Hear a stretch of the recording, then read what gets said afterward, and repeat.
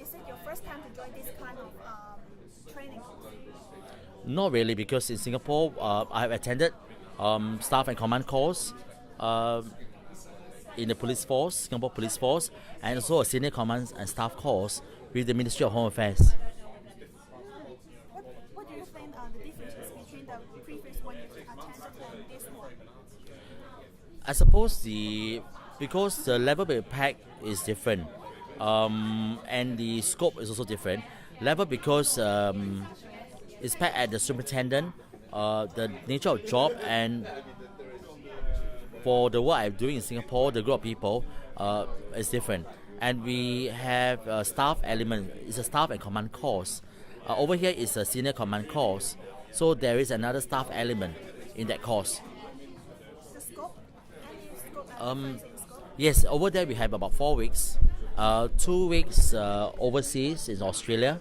And over here we have only 2 weeks local with the Hong Kong. Of course, I have a day or two with the attachment at the Zhongshan, and also followed by 3 days of detachment with the Hong Kong police. What do you feel about this entire training? It's experiential. I think it's great because first the people, the networking.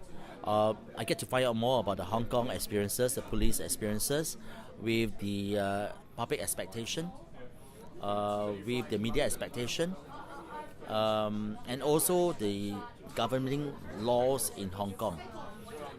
Second is I get to learn about the cultural parts of Hong Kong.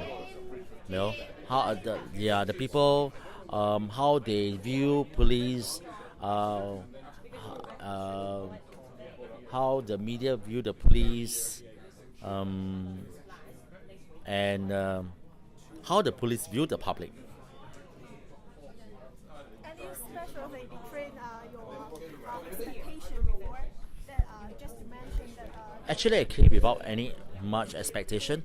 I came with an open mind to learn as much as possible.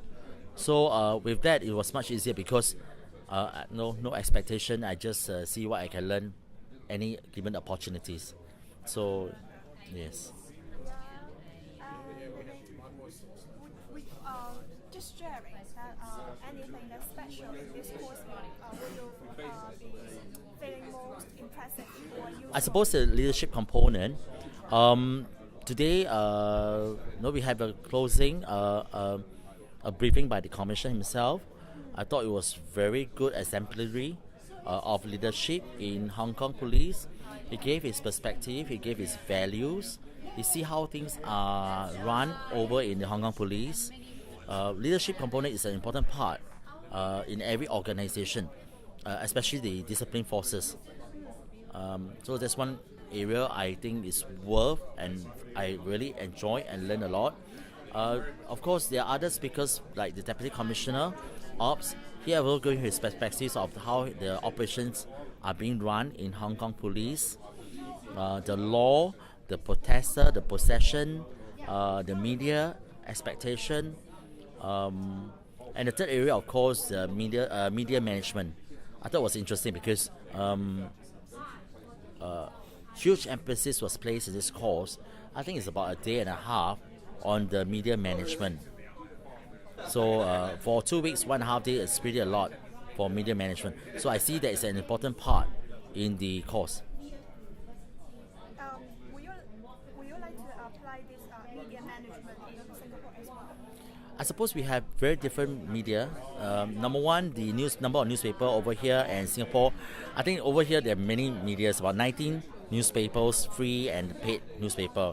In Singapore, we got very few. I don't think we have so many, probably less than 10, right?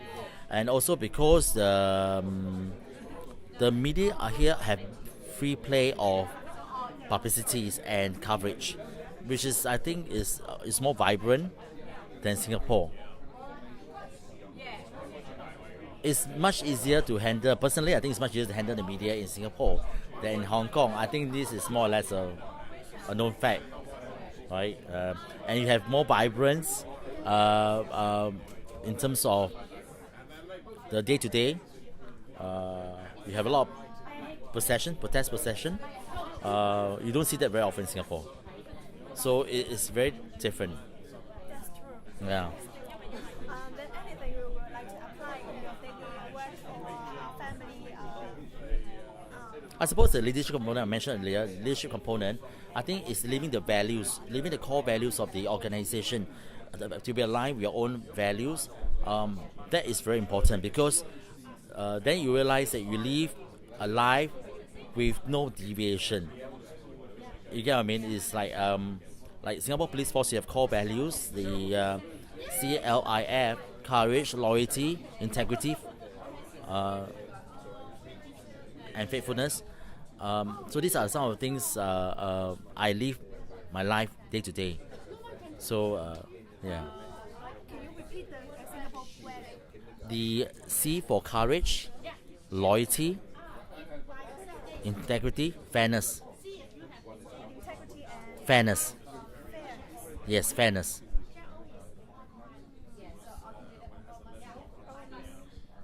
Just want to ask any special thing or interesting aspect in this whole course?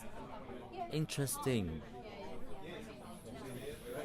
Drums from the first day you have to climb up and Oh yeah, were you there at the first day? Okay, on the first day, I think that was interesting because I've not climbed a platform that's so high for many years. It was about 20 years ago that I did that kind of jump. Yeah, so it was but I overcome it because I didn't want to think too much about it. I just do it, you know. And also there's a lot of peer pressure because everybody's doing it anyway, so I have to do it. So there was also something that I've rediscovered myself, being able to do that kind of obstacle. So I've not done it for many years. There was a lot of height, phobia thing. Yeah. so which value or who will help you to overcome that obstacle? I think it's self.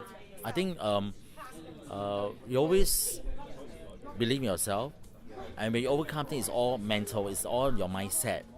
So when I went up on the platform, first thing is that I just have to do it. I'm a uniform officer. I think that shouldn't be a problem.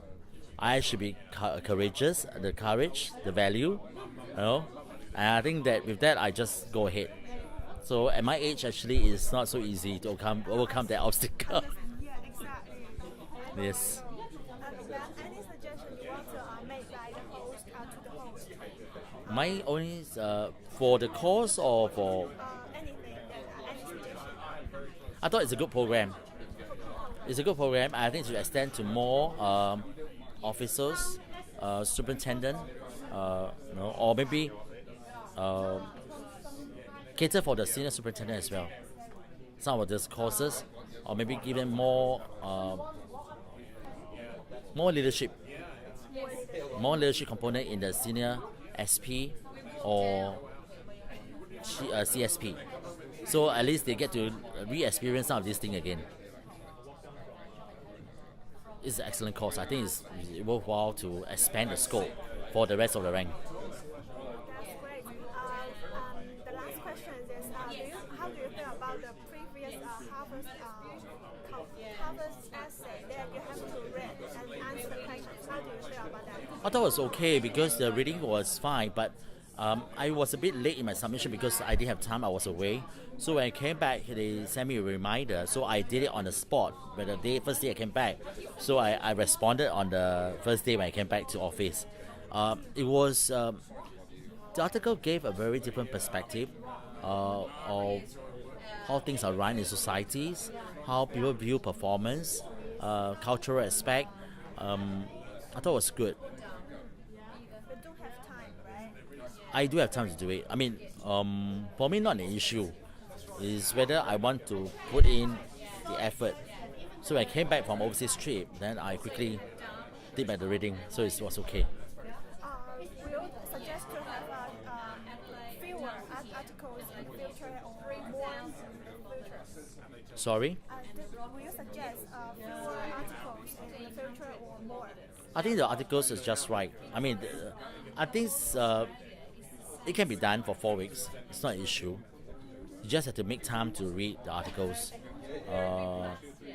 Of course, some articles are a bit boring, I think. So yeah, just do it.